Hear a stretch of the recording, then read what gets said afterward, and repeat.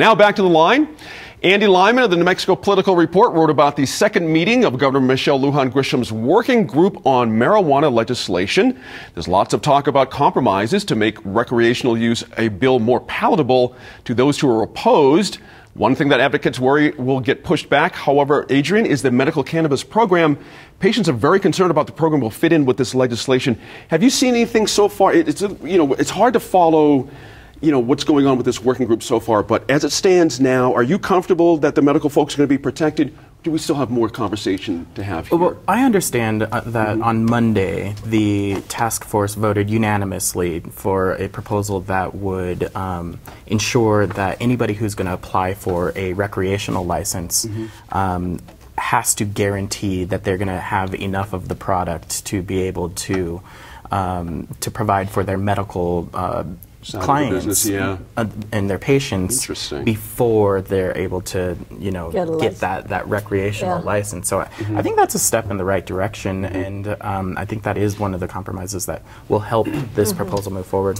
Dee Dee, one of the things that came through in Andy's piece was the idea that you have the side that's pushing for this, but they are acknowledging the folks that are not for this are probably never going to be there ever, and that's fair. That everyone has their own position on these things. But you also see quotes that recreational is coming, and we have to deal with it at some level. Are you concerned about the track we're on now with this working group? Is the makeup appropriate for you? How do you see this from the outside looking in? Well, I think there is a diverse coalition assembling, maybe not necessarily totally around this task force, although I noticed that they have the sheriff from Doña County there, and they have a number of others, people from Smart Approaches to Family Policy, which will never be in favor of this, but they are getting some diverse opinions. And I think they added some members to the task force, a patient member, and I think they're still looking for folks from the business community, who would be affected by legalization, which seems reasonable to me to have those folks at the table as well. And the medical, I think the medical marijuana thing is a big deal. And when we passed medical marijuana, it was a bipartisan effort. I voted for it and co-sponsored it. Right. It was a bipartisan effort, and I think this will, in the last analysis, be a bipartisan effort too. Maybe not immediately, but right now. Tax revenue is a big issue, and I think the other thing that they're talking about now is the tax revenue, because that plays a big part in preserving the medical marijuana program as well. I mean, I think there are different ways of handling that. So the big problem too is, I mean, like Colorado has looked at taxing. They pay a much lower tax for medical than you do for recreational. There's economic ways to do that, but we're not even talking about the real issues that are arising right now, which I'm in favor of the hemp. The hemp, you look at the laws they've just passed for hemp. The THC level of the hemp they're allowed to grow is almost twice what you're allowed to grow if you're growing marijuana for medicinal or recreational purposes.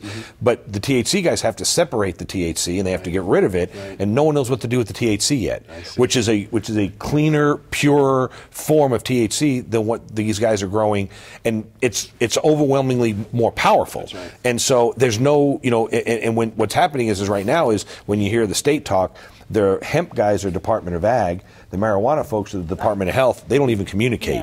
And so if we can't get those two to start communicating, it's going to be a big problem overall. The other thing, and I'll stop, remember you got the lawsuit that's been proposed by the one retail guy who says you should be able to give you should be able to give recreational permits to anybody outside of New Mexico, because they changed the law, which I believe was a statutory mistake, a drafting mistake, where it said you had to be a New Mexico resident, to it just said something else. No longer have to be a resident. So, I mean, there's a lot of stuff to clean up. I hope they get it cleaned up. I hope we're not last to the table, because this is an unbelievable amount of tax revenue. It's here, and we're either going to embrace it on the legal side and control it, or try to control it, or we're going to be completely in the black market. And speaking of that, Senator, the idea that Dan brings up, the bill that we know about this past session was to have state-run pot shops, so to speak, and there's now another bill or working idea to have another bill this next session to have state not run them. Where do you come down on the idea of the state-run marijuana dispensaries? Let me preface this by saying that my very greatest concern is that we don't negatively impact medical cannabis. The program is incredibly important, and I think that it is being used well. So depending on how that goes is how I would be. It makes sense to me in many ways that the state would run a business, but you can't tax the state. Right. So if you have private enterprises running it, then you have the tax revenue coming in. I just want a quick thing. Representative Javier Martinez had in 3 points in his bill that I think are extremely incredible.